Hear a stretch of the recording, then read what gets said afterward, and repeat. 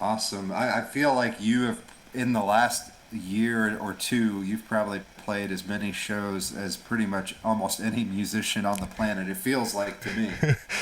Yeah, it's been pretty wild. Some weeks, I'm not a traveling musician, and I got a day job, and it's fun because I've had a few weeks in there where it's like I'm playing 4 or 5 shows a week, and that's a lot for Dang. anybody. Yeah. Yeah, well, yeah, and in a time period where most traveling musicians aren't playing unless they have a situation like that on the side. Yeah, I mean, very fair point. The traveling musicians are the ones that are really getting hurt by the lack of travel that's been going on, especially with live entertainment. So, I guess I just consider myself lucky to be able to play with as many people as I do.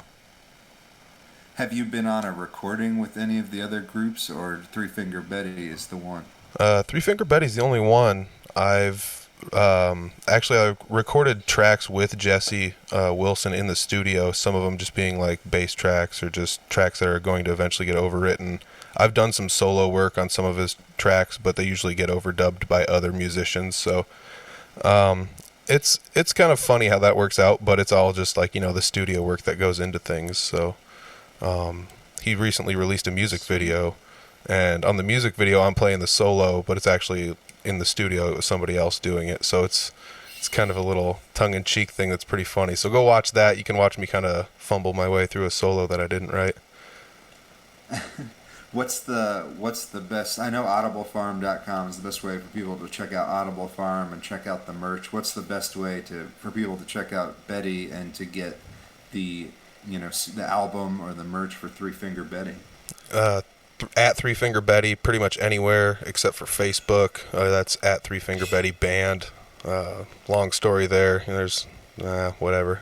One of the Facebook accounts got hacked, and then they took our page from us. So that's how that works. I've been unsuccessful in getting it back, unfortunately. So if anybody wants to help me out with that, hit me up. But yeah, so threefingerbetty.bandcamp.com.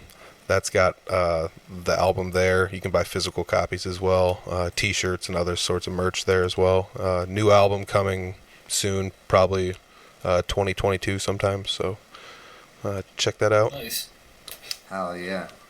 And we so a couple of our episodes incoming are going to be celebrating the fact that Raven is touring and one of their stops is here in Iowa, and you are going to be supporting them at that stop in Three Finger Betty. Yeah, yeah, it's gonna be great. It's kind of crazy because Three Finger Betty is like somewhere between like 80s punk or like late 70s punk, and I'm not talking like the Ramones or Sex Pistols. Like this is some aggressive, fast stuff with like solos and like metal drumming, and just everything's fast paced and leaning forward and running downhill the whole time. So we've had the opportunity to play with a lot of bands that might not necessarily fit our genre, but it's if a metal band comes to town, it's like, well, we can't all have the exact same metal band, so let's pull this like hard rock and punk band in here and throw them in first. So we've had the opportunity to open up for some really cool bands, and I'm really excited to open up for Raven because that's going to be a really good show.